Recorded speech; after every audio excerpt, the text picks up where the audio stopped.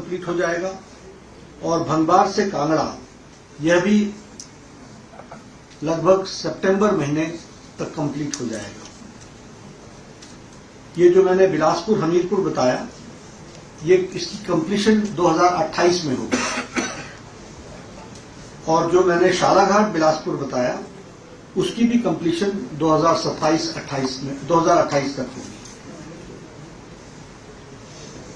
पठानकोट मंडी,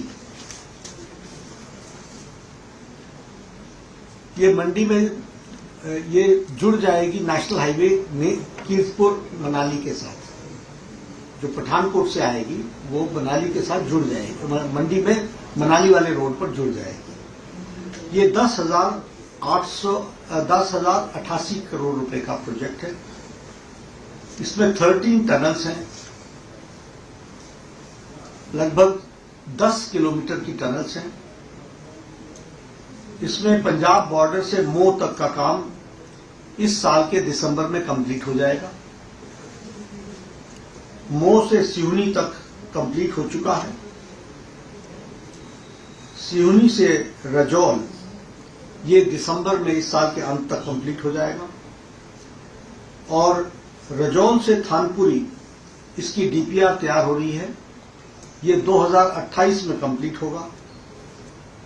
थानपुरी परौर ये अगले साल अप्रैल में 2026 के अप्रैल में कंप्लीट होगा। परौर से पद्दर इसका डीपीआर तैयार हो रहा है, ये 2028 में कंप्लीट होगा और पद्दर से बिजनी ये अगले साल नवंबर के 2026 में कंप्लीट होगा और बिजनी से मंडी ये 2027 में कंप्लीट होगा। यानी कुल मिलाकर के कंप्लीट पूरा होगा पंजाब बॉर्डर से लेकर के मंडी तक इन 2028 सितंबर अक्टूबर। पिंजौर बद्दी नालागढ़ ये 1,692 करोड़ रुपए का है और ये अप्रैल 2026 अगले साल तक इसको हम कंप्लीट कर लेंगे। इस तरीके से हमने इन प्रोजेक्ट्स को किया है। तो इन प्रोजेक्ट्स को अगर आप देखेंगे तो मेजर पोर्शन 2026 और 27 में कंप्लीट होगा। जो माइनर 3-4 प्रोजेक्ट्स की जो अभी हम अंडर डीपीआर है अभी, वो 2028 में कंप्लीट होगा। आज की मीटिंग में 2 इश्यूज भी आए जिस पर मैं मुख्यमंत्री जी को चिट्ठी भी लिख रहा हूं और मैं फोन पर उनसे बात भी करूंगा। एक है कि हमारा जो स्टेट गवर्नमेंट का कंसेंट मैनेजमेंट सिस्टम है उसमें एक circular Himachal Pradesh pollution control board notification जो 23/4/2024 का यानी 23 तारीख अप्रैल महीना 2024 को निकला है, जिसके कारण नेशनल हाईवेज को भी इंडस्ट्री की तरह पोल्यूशन में देखा जा रहा है और इसके लिए एनओसी हर साल चाहिए। हालांकि ये काम टेम्पररी नेचर का है, ये कोई फैक्ट्री नहीं लगा रहे हैं, इसलिए इसको इंडस्ट्री के कैटेगरी से निकालकर वन टाइम है, वो क्रशर लग रहा है तो वो क्रशर तो तब तक है ना जब तक नेशनल हाईवे है। ये तार बनाने की ये जो अलकतरा जिसको हम और क्या शब्द बोलते हैं, तारकोल को जो हम यूज करते हैं तो उसके लिए जो वार्मिंग अप के लिए जो मिक्सिंग प्लांट जो लगता है तो हॉट मिक्सिंग प्लांट, तो hot mixing plant is a temporary phase. तो this is an issue which is creating problem because every year consent लेने के लिए and then work get stopped, तो उसकी कंटिन्यूटी के लिए। दूसरा, हमारे मंत्री जी आदरणीय नितिन जी ने भी मुख्यमंत्री से बातचीत की है और मैं भी आज पत्र लिखूंगा, फिर मैं बात करूंगा। ये ड्रेजिंग की समस्या आ रही है और यानी ड्रेजिंग हो नहीं रहा है, तो इसलिए ब्यास नदी में ड्रेजिंग की चिंता करना ये स्टेट गवर्नमेंट का काम है। अदरवाइज ये सारे प्रोजेक्ट्स जो बने हैं उसको बहुत सीरियस डैमेज होने की संभावनाएं बनती हैं। तो उसके बारे में ये 2 इश्यूज कंसर्न आए हैं एक विषय है वो है सुमदो काजा का, और ये सुमदो गामपू तक की रोड है। ये बॉर्डर रोड ऑर्गेनाइजेशन बना रहा है। इसकी कंप्लीशन सैंक्शन ये 24 में हुई थी, पर ये सेक्शन जो है सुमदो काजा, इसका काम शुरू नहीं हुआ है क्योंकि स्टेट गवर्नमेंट से फॉरेस्ट की क्लियरेंस नहीं आई, और इसमें क्लियरेंस गवर्नमेंट ऑफ इंडिया को नहीं देनी है, स्टेट गवर्नमेंट को देनी है। तो वो हम इस पर भी एक चिट्ठी लिखने वाले हैं, तो ये करने वाला है। बिलासपुर वालों के लिए एक खुशखबरी है कि अपग्रेडेशन करने के लिए घुमारवी बर्थी शाहतलाई रोड 31 किलोमीटर की है, इसको CRIF में ले लिया गया है, सेंट्रल रोड इंफ्रास्ट्रक्चर में, और शाहतलाई में। और ये 35 करोड़ में ये बनने वाला है, तो इसको डिक्लेयर कर दिया गया है। तो कोई टारगेट इसके कब तक होगा? ये तो अगले साल तक हो जाएगा।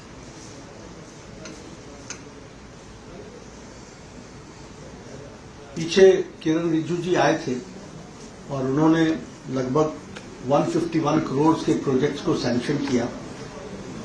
स्पोर्ट्स में उन्होंने उन्ना को सिंथेटिक एथलेटिक ट्रैक दिया, इंडोर स्टेडियम पू किन्नौर को दिया, इंडोर स्टेडियम गायबोंग किन्नौर को दिया, pavilion and sports training centre Kaza को दिया, high altitude sports training centre Kaza को दिया।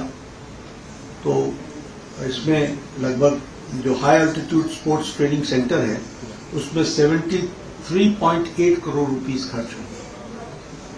उसी तरीके से जो स्पोर्ट्स ट्रेनिंग सेंटर है वो 8.5 करोड़ रुपीस खर्च होंगे। इंडोर स्टेडियम गायबोंग में 4.9 करोड़ रुपीस खर्च होंगे। इंडोर स्टेडियम पू में 4.9 करोड़ रुपीस खर्च होंगे, और सिंथेटिक एथलेटिक ट्रैक में 9.9 करोड़ रुपीस खर्च होंगे। स्किल में उन्होंने ITI बिल्डिंग तीसा में उन्होंने 9.84 करोड़ रुपीस का ITI की बिल्डिंग के लिए दिया, और उसी तरीके से सिरमौर में 1.5 करोड़ रुपए उन्होंने स्कूल के एकोमोडेशन बिल्डिंग के लिए दिया, और स्कूल बिल्डिंग हरिपुर में उन्होंने 4.68 करोड़ दिया, और सलूनी चंबा में 6.7 करोड़ रुपीस दिया। केलोंग के सीवरेज ट्रीटमेंट प्लांट के लिए उन्होंने 26.75 करोड़ रुपीस दिया है। तो इस तरीके से भारत सरकार हिमाचल प्रदेश के हर तरीके से सर्वांगीण विकास के लिए जो कुछ भी हो सकते हैं। अभी जायका में मैंने परसों आपको एक स्टेटमेंट दी थी, जायका में हमने 1000+ करोड़ रुपीस का sanction department of economic affairs ने किया है। वो उसमें भी मैं बताना चाहूंगा कि 149 करोड़ हिमाचल प्रदेश को देना है, बाकी सब लोन जो है वो गवर्नमेंट ऑफ इंडिया पे करेगा, and it is a grant to government of Himachal Pradesh. लेकिन साथ ही साथ मैंने उस दिन भी फ्लैग किया था, मैं आज उस दिन हमारे बिलासपुर की मीडिया आई थी उसको मैंने फ्लैग किया था, और आज फिर से मैं उसको रिट्रेट कर रहा हूं कि एक वातावरण बनाया जा रहा है, केंद्र ध्यान नहीं देता, केंद्र ध्यान नहीं देता। सच्चाई यह है कि केंद्र का पैसा, भारत सरकार का पैसा प्रदेश सरकार खर्च करने में नाकामयाब रही। मैंने आपको बताया प्रधानमंत्री Ayushman Bharat health infrastructure mission PM अभीम में जो हमने पैसा दिया है, अब मुझे आंकड़े याद नहीं है, लेकिन 21 या 27%, 21% हैज बीन स्पेंट, और ये प्रोजेक्ट 2020 से लेकर 2025 तक के लिए है, यानी 26 के मार्च में ये एंड हो जाएगा, और अभी 21% खर्च किया है। उसी तरीके से 15th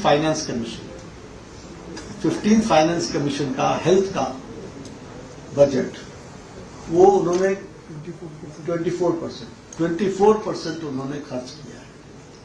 अब ये भी 25-26 में अब 16th फाइनेंस कमीशन आ रही है, 25 को खत्म हो जाएगा। तो इसलिए ये कहना कि ये जो वातावरण बनाने की बात चलती है, और अभी आपके सामने मैं पिछली बार भी बता करके गया था, लगभग 1700 करोड़ रुपए हम लोगों ने 2023 की आपदा में दिए थे।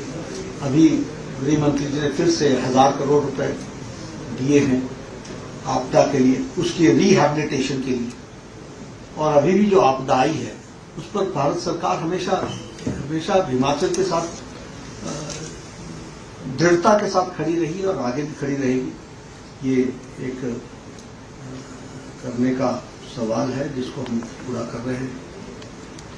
आप लोगों के माध्यम से मैंने आज मीटिंग में 2-3 बातों पर जोर दिया है।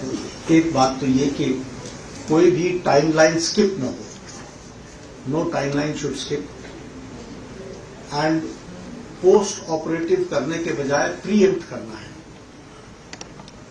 इसलिए आपको कहीं भी लैक्सिटी दिख रही है। और तीसरी बात, there will be no compromise on the quality of the work. और डिपार्टमेंट ने मुझे एश्योर किया है कि वो सारे टाइमलाइंस पर काम को पूरा करेंगे और उसको ध्यान में रखेंगे। इतना ही मुझे कहना है। सर, जैसा का क्वालिटी इंश्योर किया जाएगा, इन द रिसेंट पास्ट अभी स्टेट गवर्नमेंट ने भी रेज किए हैं issues, and farmers and local are raising जो नेशनल हाईवे अथॉरिटी द्वारा जो कटिंग्स की जा रही हैं, जो कंस्ट्रक्शन की जा रही है, जो बिल्ड किए जा रहे हैं road, they are not being done scientifically. इसको किस तरह से इंश्योर करेंगे? और दूसरा सर, हेल्थ डिपार्टमेंट की तरफ से जो लेटेस्ट डिजास्टर हुए रेन रिलेटेड, इसमें क्या इंश्योर कर रही है union government to support the state government, क्योंकि जो मंडी जिला है वर्सली इफेक्टेड? जो आपने पहले वाली बात कही उसमें 2 चीजें हमने कही हैं। एक तो डीपीआर बनाते समय पब्लिक रिप्रेजेंटेटिव से कंसल्ट करके डीपीआर बनाएं, so that eventualities can be preempted.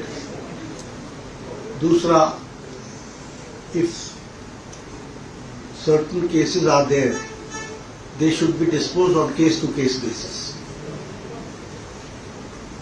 तीसरा जो आपने कहा, तो भारत सरकार, सबसे पहले मैं आया था यहाँ तो मैंने उसी दिन कहा था कि यह जो त्रासदी हुई है ये बहुत ही हृदय विदारक है। और हमारे जयराम जी आज इस मीटिंग में रहने वाले थे, इसी कारण से नहीं है क्योंकि वो वहाँ रेस्क्यू ऑपरेशंस को मॉनिटर कर रहे हैं। और जो कुछ भी इसमें भारत सरकार आपदा के राहत के लिए आवश्यक होगी, वो हमने पहले भी कहा कि हम आगे बढ़ चढ़ करके करते हैं, तो इसको भी हम करेंगे और इसका भी हम निवारण करेंगे। सर, एनएचएआई से रिलेटेड, क्योंकि आज आपकी महत्वपूर्ण बैठक थी, 2 इम्पोर्टेंट मामले हैं।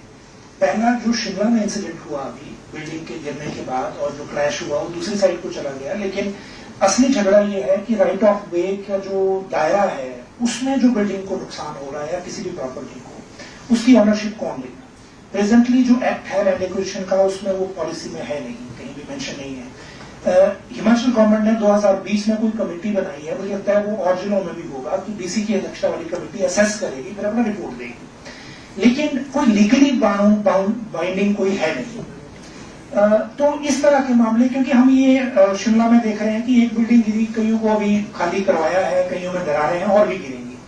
तो एक क्या मैकेनिज्म ऐसा हो सकता है कि एक फिक्स मैकेनिज्म हो जाए कि 35 मीटर या 30 मीटर जितना भी राइट ऑफ वे से बाहर का वो मामला है उसको कैसे सेटल करेंगे?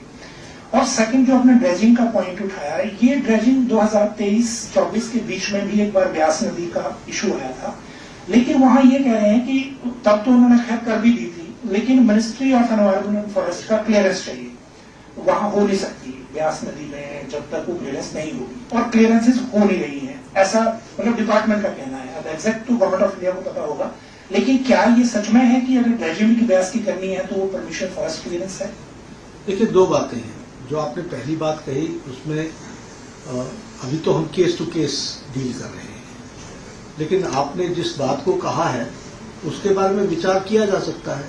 हमारी संवेदनशील सरकार है भारत सरकार संवेदनशील है और इसलिए इन इश्यूज को कैसे सेटल किया जा सके उसके बारे में we are open to it. तो वो जरूर मैं विषय मंत्री जी से रखूंगा, और लेकिन रखने से पहले केस टू केस चीजें सामने आए तो दैट वो हमारे को और स्ट्रेंथन कर दी, लेकिन we are receptive to it, number 1। Number 2, जो आपने ड्रेजिंग की बात कही है, ये पासिंग द बक है। Responsibility has to be taken by the government of Himachal Pradesh. If you have any problem, आप आए ना मेरे पास, 25 मई को आए मुख्यमंत्री जी मेरे पास, और 30 जून को मैंने जायका का क्लियर करा करके दिया। तो कौन सा काम नहीं होता? लेकिन ये प्राइमरी रिस्पॉन्सिबिलिटी किसकी है? मेरा जो सरकार के बारे में हमेशा कहना होता है, स्टेट किसके हाथ में है? एनी प्रॉब्लम यू हैव, अब ये समदो वाली सड़क है, उसकी फॉरेस्ट क्लियरेंस तो स्टेट गवर्नमेंट को करनी है। फॉरेस्ट के नाम शब्द लगा करके सब कुछ गवर्नमेंट ऑफ इंडिया पर छोड़ देते हैं। तो इसको भी देखने की जरूरत है। सर जी, जो शिमला में अभी हाल में इंसिडेंट हुआ है और उसमें क्रॉस FIR दर्ज हुई है, तो उसमें नितिन गडकरी जी ने भी मुख्यमंत्री जी से बात की और उन्होंने कहा कि अगर इस पर कोई एक्शन नहीं लिया गया तो हम जितने ऑनगोइंग इलेक्शन को भी करेंगे। तो इस मामले को आप किस तरह से देखते हैं? देखिए, ये घटना बहुत ही चिंताजनक है।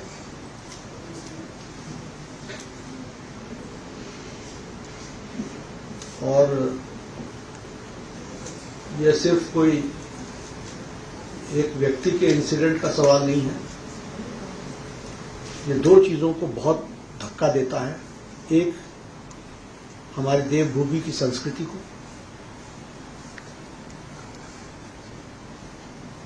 और दूसरा, जिस सरकार में रक्षक ही भक्षक हो जाए उससे क्या आशा की जा सकती है?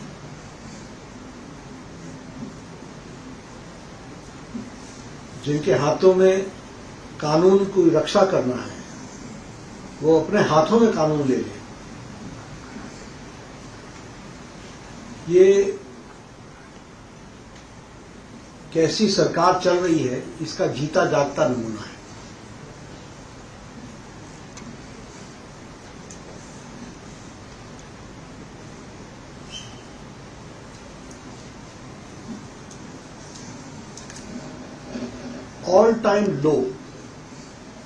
ऑल टाइम लो एडमिनिस्ट्रेशन पहुंच गया है।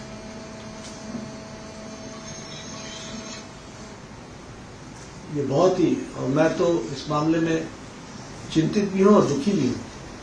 कहां हम जा रहे हैं?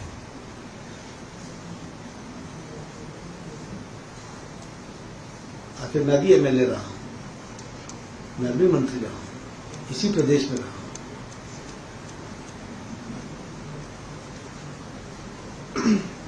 क्या आशा की जाएगी? हिमाचल के प्रोजेक्ट से इफेक्ट होंगे इस घटना के बाद जो ये तो मंत्री जी देखेंगे, लेकिन समाज के दृष्टि से तो हम सब लोगों को इस पर चिंता व्यक्त करनी चाहिए। आप शिक्षा मंत्री हैं, मुझे आपसे एक तरह जुड़ाई। शिमला में एजेंसी इतना बड़ा अस्पताल है, वहाँ आए दिन हमारी मशीन खराब या कभी कोई मशीन खराब, वहाँ इतना लोड रहता था पब्लिक का भी। फिर आपने इतना बड़ा संस्थान या एज खोल के दिया, इधर भी सर काफी जैसे लोग आते हैं, सुविधाएं तो है लेकिन कई बार डॉक्टर ना होने की वजह से परेशानी होती है। कहाँ की बात कर रहे हैं आप? शिमला की कर रहे हैं? सर मतलब इधर भी आते हैं ना हम लोग, वहाँ भी इधर ही परेशानी रहती है। कहाँ? यहाँ? हाँ, हमारे यहाँ तो जिसको बुलाते हैं वही आते हैं, ऐसे तो आते नहीं कोई। आए दिन हमारी मशीन खराब, कोई मशीन तो वही तो मैंने कहा ना, प्रदेश सरकार का जिम्मा है ना वो। नहीं, हमने तो जो देखो चमियाना तुमको दे दिया, सुपर स्पेशलिटी ब्लॉक दे दी, वहाँ भी बड़ी- कैंसर सेंटर दे दिया। नहीं, अरे भाई ये घर चलाने का जिम्मा मेरा थोड़ी ना है, घर तो आपको दे सकता हूँ, स्टेट सब्जेक्ट है ना। सर स्टेट में 5 ट्रॉमा सेंटर आप जो हेल्थ स्टेट में थे उस टाइप से आप बात कर रहे हैं और एक भी स्टैब्लिश नहीं हुआ, इसका रीजन क्या है? क्या सेंट्रल गवर्नमेंट इसमें हेल्प करेगी कोई? नहीं, अभी हमने जायका में उनको फंड दिया है, जो फंड दिया है वो उसमें फ्लेक्सिबिलिटी है, वो स्ट्रेंथन करने के लिए दिया है, जो बचा है उसको पूरा कर ले। Sir, on the issue of Maharashtra, अगर आप नहीं, आज हिमाचल सर हिमाचल प्रदेश के लिए कौन मसला है? सांसद कंगना नौत के ट्वीट बड़ी चर्चा में आया ना, वो आई और कहती है कि जयराम जी ने कहा कि उनका कंसर्न नहीं है। नहीं, उनका ट्वीट आ गया, उन्होंने बोला कि जयराम जी ने मना कर दिया। नहीं, वो पहुंच रही है। पर हर बार इसे बार बार हो रहा है, मतलब पिछली बार कुछ और डिलीट किया, दोबारा पोस्ट किया, इस बार फिर हो गया। तो इससे कम्युनिकेशन गैप ना कोई कम्युनिकेशन नहीं, हमारा कम्युनिकेशन बहुत स्ट्रांग है। फिर एक आपने NHI के बताया आपने एक, ये बड़वार वाला जो पठानपुर वाला है, ये भी और ये अभी पूरा कंप्लीट नहीं है, लेकिन लोगों की यहाँ दिक्कत ये आ रही कि वहाँ पे टोल लग गए हैं, तो टोल देना तो कंप्लीट ही नहीं है, पूरी तरह से कंप्लीट नहीं है। आप मुझे बता देना, मैं तो हाँ जी, बड़वार की आपने बात करी, आपने बताया कि बना नहीं है। सर कुल्लू से मनाली भी 4 लेन बन रहा है क्या? और कुल्लू से मनाली तैयार हो गया, 4 लेन 4 लेन। अच्छा, ठीक है, उसको देखिए। चलिए, धन्यवाद। रेलवे के बारे में बात करें सर आप? आप लोग जो है घूम कर जा रहे हैं, कहाँ से जाएंगे? इसका कंप्लीशन 2028 तक होगा, 2028। शिमला से शालाघाट, ये अभी इसकी DPR बन रही है। शालाघाट से बिलासपुर, ये इसका कंस्ट्रक्शन के लिए बिडिंग टेंडर फ्लोट हो रहे हैं। और बिलासपुर से हमीरपुर, ये इसकी भी DPR हो रही है। और हमीरपुर बाईपास अक्टूबर, इस साल के अक्टूबर तक, 2025 के अक्टूबर तक बनकर के तैयार हो जाएगा। और चील बहाल भंगवार, ये दिसंबर तक कंप्लीट हो जाएगा। और भंगवार से कांगड़ा, यह भी लगभग सितंबर महीने तक कंप्लीट हो जाएगा।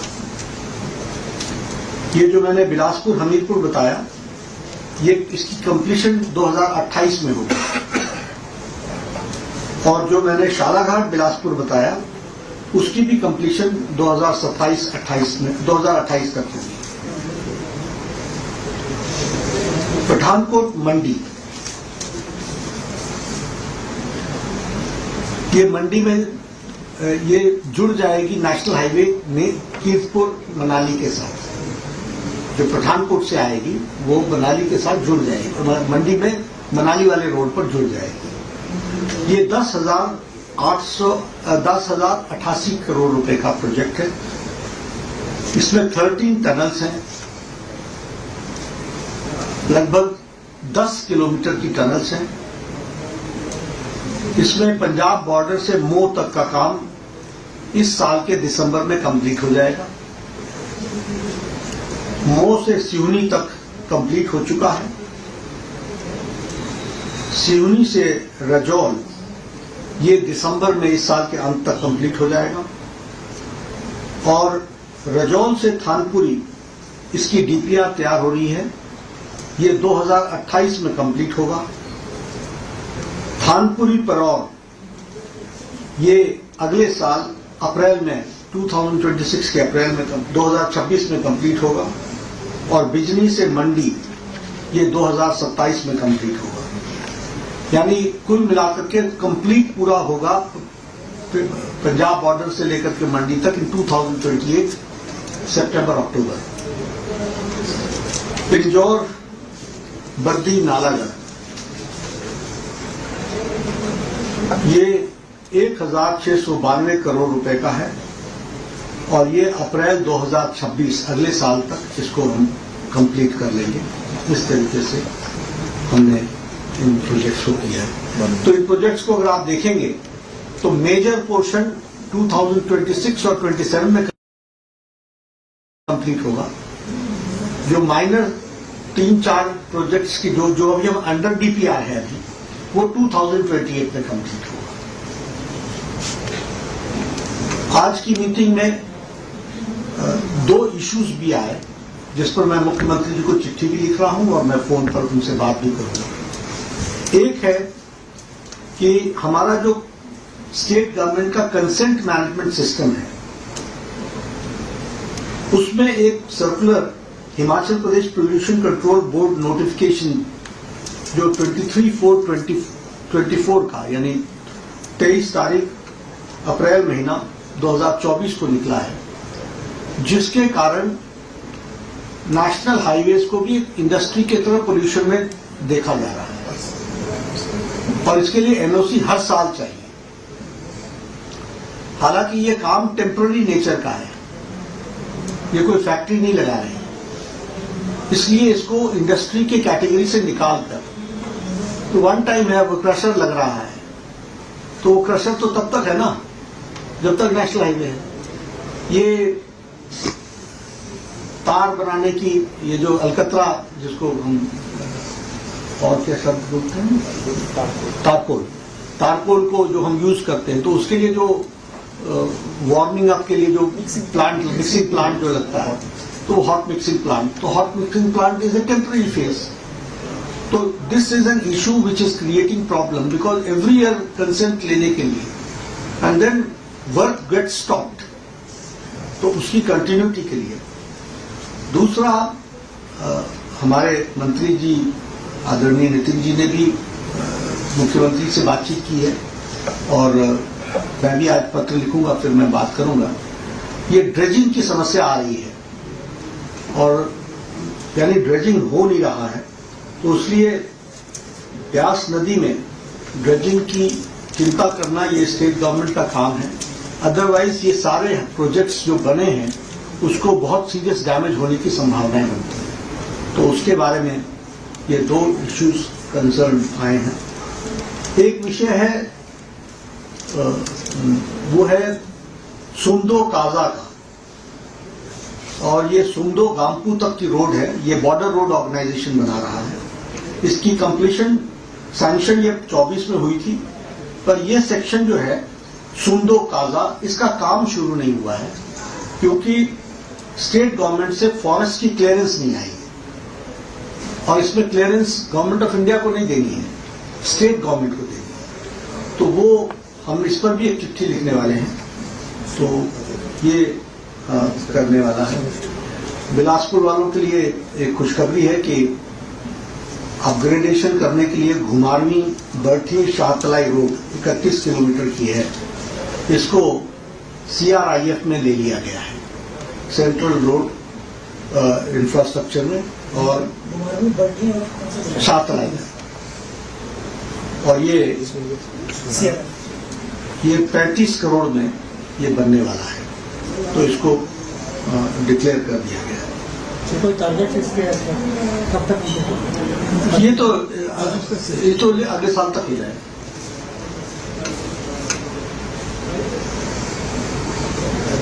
पीछे किरण रिजिजू जी आए थे और उन्होंने लगभग 151 करोड़ के प्रोजेक्ट्स को सैंक्शन किया।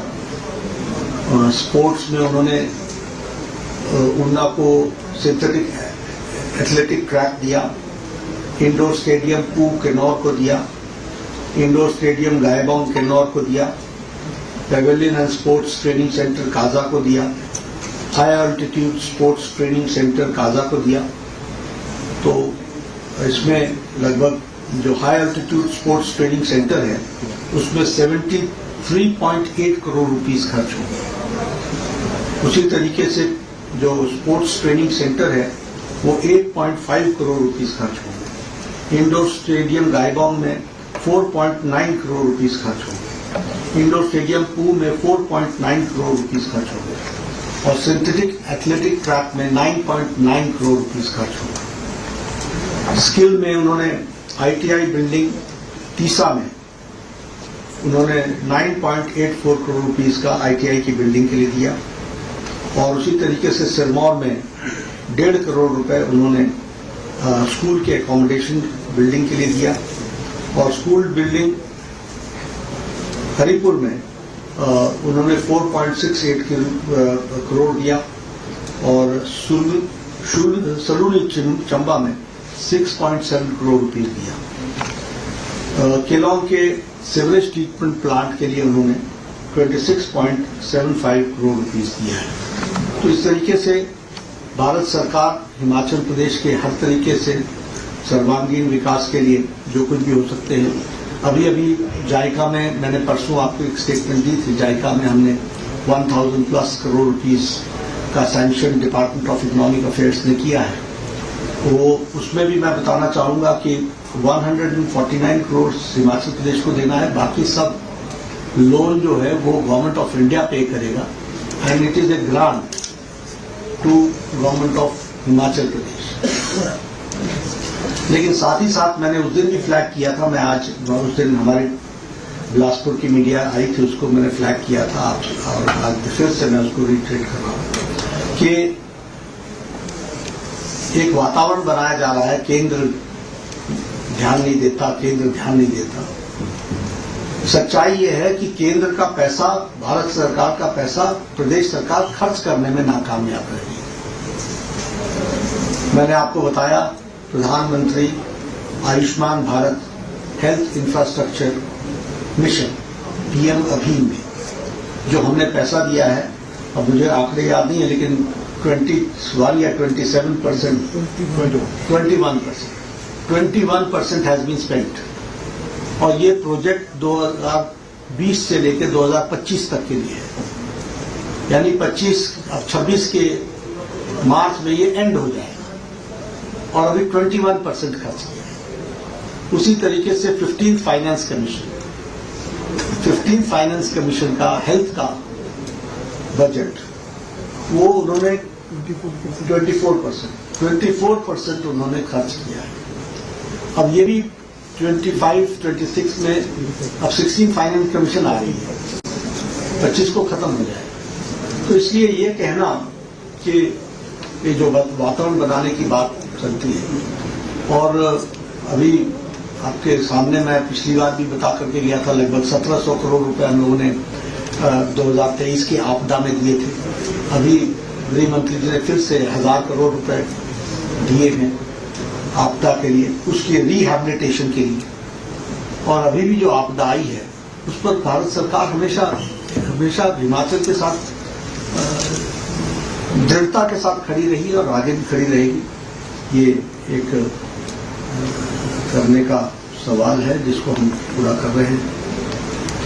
आप लोगों के माध्यम से मैंने आज मीटिंग में 2-3 बातों पर जोर दिया है। एक बात तो ये कि कोई भी टाइमलाइन स्किप न हो, no timeline should skip and post operative करने के बजाय प्रीएम्प्ट करना है। इसलिए आपको कहीं भी लैक्सिटी दिख रही है। और तीसरी बात, there will be no compromise on the quality of the work. और डिपार्टमेंट ने मुझे एश्योर किया है कि वो सारे टाइमलाइंस पर काम को पूरा करेंगे और उसको ध्यान में रखेंगे। इतना ही मुझे कहना है। सर, जैसा का क्वालिटी इंश्योर किया जाएगा, इन द रिसेंट पास सभी स्टेट गवर्नमेंट ने भी रेज किए हैं issues and farmers and local जो नेशनल हाईवे अथॉरिटी द्वारा जो कटिंग्स की जा रही है, जो कंस्ट्रक्शन की जा रही है, जो बिल्ड किए जा रहे हैं वो they are not being done scientifically. इसको किस तरह से इंश्योर करेंगे? और दूसरा सर, हेल्थ डिपार्टमेंट की तरफ से जो लेटेस्ट डिजास्टर हुए रेंज रिलेटेड, इसमें क्या इंश्योर कर रही है union government to support the state government, क्योंकि जो Mandi July was be affected? जो आपने पहले वाली बात कही उसमें 2 चीजें हमने कही है। एक तो DPR बनाते समय पब्लिक रिप्रेजेंटेटिव से कंसल्ट करके DPR बनाए so that eventualities can be preempted. दूसरा, if certain cases are there, they should be disposed on case to case basis. तीसरा जो आपने कहा, तो भारत सरकार, सबसे पहले मैं आया था यहाँ तो मैंने उसी दिन कहा था कि ये जो त्रासदी हुई है ये बहुत ही हृदय विदारक है। और हमारे जयराम जी आज इस मीटिंग में रहने वाले थे, इसी कारण से नहीं है क्योंकि वो वहाँ रेस्क्यू ऑपरेशंस को मॉनिटर कर रहे हैं। और जो कुछ भी इसमें भारत सरकार आपदा के राहत के लिए आवश्यक होगी, वो हमने पहले भी कहा कि हम आगे बढ़ चढ़ करके करते हैं, तो इसको भी हम करेंगे और इसका भी हम निवारण करेंगे। सर, NHAI से रिलेटेड, क्योंकि आज आपकी महत्वपूर्ण बैठक थी, दो इम्पोर्टेंट मामले हैं। पहला, जो शिमला में इंसिडेंट हुआ अभी बिल्डिंग के गिरने के बाद और जो क्रैश हुआ वो दूसरी साइड को चला गया, लेकिन असली झगड़ा ये है कि राइट ऑफ वे का जो दायरा है उसमें जो बिल्डिंग को नुकसान हो रहा है या किसी भी प्रॉपर्टी को, उसकी ऑनरशिप कौन लेगा। प्रेजेंटली जो एक्ट है लैंड एक्विजिशन का, उसमें वो पॉलिसी में है नहीं, कहीं भी मेंशन नहीं है। हिमाचल गवर्नमेंट ने 2020 में कोई कमेटी बनाई है, मुझे लगता है वो और जिलों में भी होगा कि डीसी की अध्यक्षता वाली कमेटी असेस करेगी, फिर अपना रिपोर्ट देगी, लेकिन कोई लीगली बाइंडिंग कोई है नहीं। तो इस तरह के मामले, क्योंकि हम ये शिमला में देख रहे हैं कि एक बिल्डिंग गिरी, कईयों को अभी खाली करवाया है, कईयों में दरारें हैं और भी गिरेंगी। तो एक क्या मैकेनिज्म ऐसा हो सकता है कि एक फिक्स मैकेनिज्म हो जाए कि 35 मीटर या 30 मीटर जितना भी राइट ऑफ वे से बाहर का वो मामला है उसको कैसे सेटल करेंगे।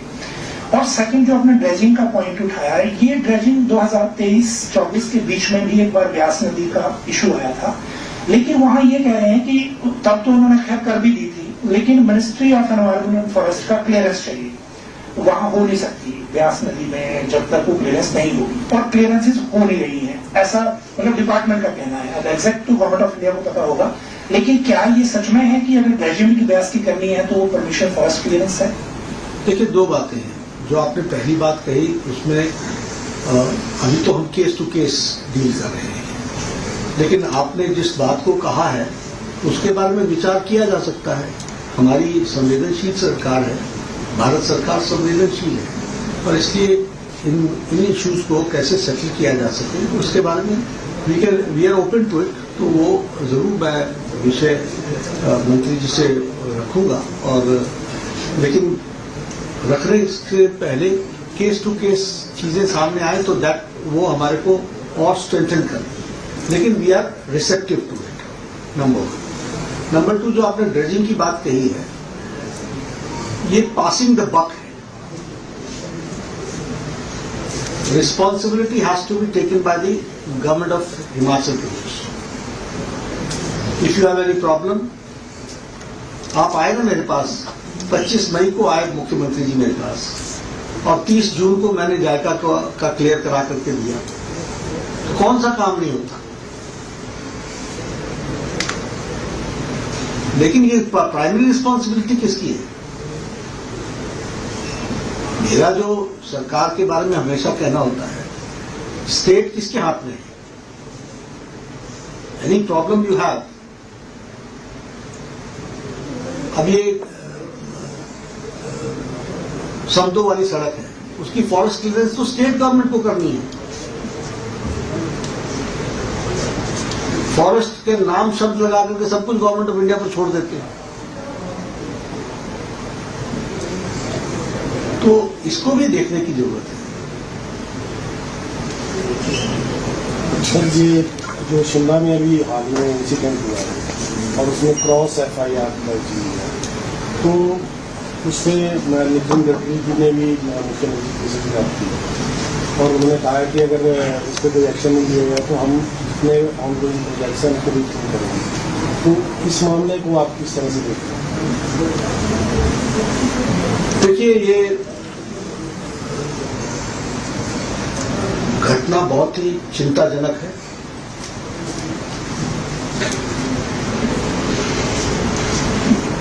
और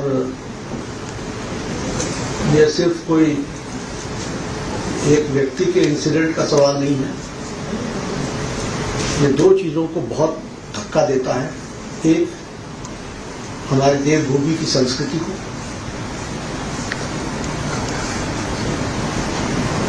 और दूसरा, जिस सरकार में रक्षक ही भक्षक हो जाए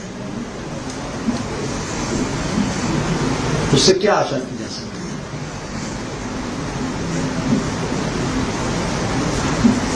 जिनके हाथों में कानून की रक्षा करना है वो अपने हाथों में कानून ले ले। ये कैसी सरकार चल रही है इसका जीता जागता नमूना है।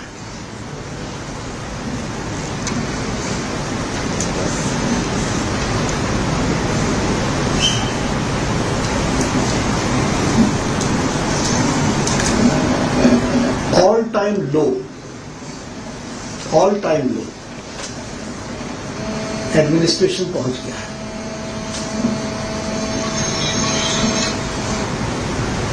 ये बहुत ही, और मैं तो इस मामले में चिंतित भी हूं और दुखी भी हूं। कहां हम जा रहे हैं?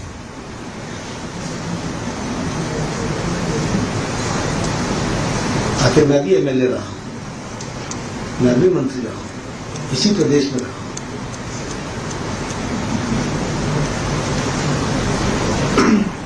क्या आशा की जाएगी? हिमाचल के प्रोजेक्ट से इफेक्ट होंगे इस घटना के बाद जो ये तो मंत्री जी देखेंगे, लेकिन समाज के दृष्टि से तो हम सब लोगों को इस पर चिंता व्यक्त करनी चाहिए। आप दूसरे मंत्री हैं, तो ये आपसे एक तरह जुड़ाई शिमला की आईजीएमसी इतना बड़ा अस्पताल है, वहाँ आए दिन हमारी मशीन खराब या कभी कोई मशीन खराब, वहाँ इतना लोड रहता है पब्लिक का भी। फिर आपने इतना बड़ा संस्थान यहाँ ही छोड़ के दिया। इधर भी सर काफी जैसे लोग आते हैं, इधर की सुविधाएं तो हैं, लेकिन सर कई बार डॉक्टर ना होने की वजह से बड़ी परेशानी रहती है। कहाँ की बात कर रहे हैं? शिमला की कर रहे हैं? सर मतलब इधर भी आते हैं ना हम लोग, वहाँ भी इधर ही परेशानी रहती है। कहाँ? यहाँ? हाँ, हमारे यहाँ तो जिसको बुलाते हैं वही आते हैं, ऐसे तो आते नहीं कोई। आईजीएमसी तो आई थी ना हमारी मशीन खराब, कोई मशीन तो वही तो मैंने कहा ना, प्रदेश सरकार का जिम्मा है ना वो। सर आप भी तो नहीं, हमने तो देखो चमियाना तुमको दे दिया, सुपर स्पेशलिटी ब्लॉक दे दी, कैंसर सेंटर दे दिया। अरे भाई, ये घर चलाने का जिम्मा मेरा थोड़ी ना है, घर तो आपको दे सकता हूँ, स्टेट सब्जेक्ट है ना। सर, स्टेट में 5 ट्रॉमा सेंटर आप जो हेल्थ मिनिस्टर स्टेट में थे उस टाइम से आप बात कर रहे हैं और एक भी स्टैब्लिश नहीं हुआ, इसका रीजन क्या है? क्या सेंट्रल गवर्नमेंट इसमें हेल्प करेगी? कोई नहीं, अभी हमने जायका में उनको फंड दिया है, जो फंड दिया है वो उसमें फ्लेक्सिबिलिटी है, वो स्ट्रेंथन करने के लिए दिया है, जो बचा है उसको पूरा कर ले। Sir on the issue of Maharashtra, अगर आप नहीं, आज हिमाचल सर हिमाचल के एक और मसला है, सांसद कंगना मौत के ट्वीट बड़ी चर्चा में आया ना, वही और कहती है कि जयराम जी ने कहा कि उनका कंसर्न नहीं है, उनका ट्वीट आ गया, उन्होंने बोला कि जयराम जी ने मना कर दिया। नहीं, वो पहुंच रही है। पर हर बार इसे बार हो रहा है, मतलब पिछली बार कुछ और डिलीट किया, दोबारा पोस्ट किया, इस बार फिर हो गया। तो कम्युनिकेशन ना कोई कम्युनिकेशन नहीं, हमारा कम्युनिकेशन बहुत स्ट्रांग है। सर एक आपने ये एनएचआई के बताया आपने, एक ये बड़वार वाला जो पठानपुर वाला है, ये भी और ये अभी बिल्कुल कंप्लीट नहीं है, लेकिन लोगों की यहाँ दिक्कत ये आ रही कि वहाँ पे टोल लग गए हैं। तो टोल देना तो कंप्लीट ही नहीं है, पूरी तरह से कंप्लीट नहीं है। आप मुझे बता देना, मैं हाँ जी, बड़वार की आपने बात करी, आपने बताया भी तो बनानी है। सर कुल्लू से मनाली भी 4 लेन बन रहा है क्या? और कुल्लू से मनाली तैयार हो गया? 4 लेन 4 लेन अच्छा बन रही है। शालाघाट से बिलासपुर, ये इसका कंस्ट्रक्शन के लिए बिडिंग टेंडर फ्लोट हो रहे हैं, और बिलासपुर से हमीरपुर, ये इसकी भी डीपीआर हो रही है, और हमीरपुर बाईपास अक्टूबर, इस साल के अक्टूबर तक, 2025 के अक्टूबर तक बनकर के तैयार हो जाएगा, और चील बहाल भंगवार, ये दिसंबर तक कंप्लीट हो जाएगा और भंगवार से कांगड़ा यह भी लगभग सितंबर महीने तक कंप्लीट हो जाएगा। ये जो मैंने बिलासपुर हमीरपुर बताया, ये इसकी कंप्लीशन 2028 में होगी और जो मैंने शालाघाट बिलासपुर बताया उसकी भी कंप्लीशन 2027-28 में 2028 तक होगी। पठानकोट मंडी, ये मंडी में ये जुड़ जाएगी नेशनल हाईवे में कीर्तपुर मनाली के साथ। जो पठानकोट से आएगी वो मनाली के साथ जुड़ जाएगी, मंडी में मनाली वाले रोड पर जुड़ जाएगी। ये 10,088 करोड़ रुपए का प्रोजेक्ट है। इसमें 13 टनल्स हैं, लगभग 10 किलोमीटर की टनल्स हैं। इसमें पंजाब बॉर्डर से मो तक का काम इस साल के दिसंबर में कंप्लीट हो जाएगा। मो से सिवनी तक कंप्लीट हो चुका है।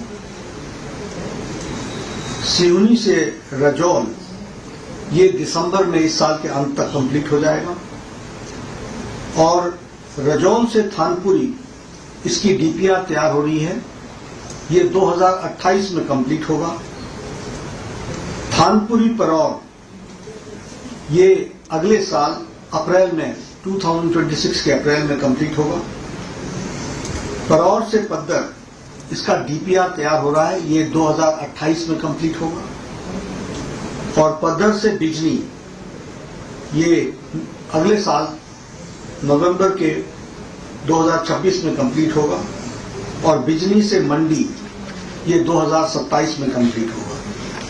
यानी कुल मिलाकर के कंप्लीट पूरा होगा पंजाब बॉर्डर से लेकर के मंडी तक इन 2028 सितंबर अक्टूबर।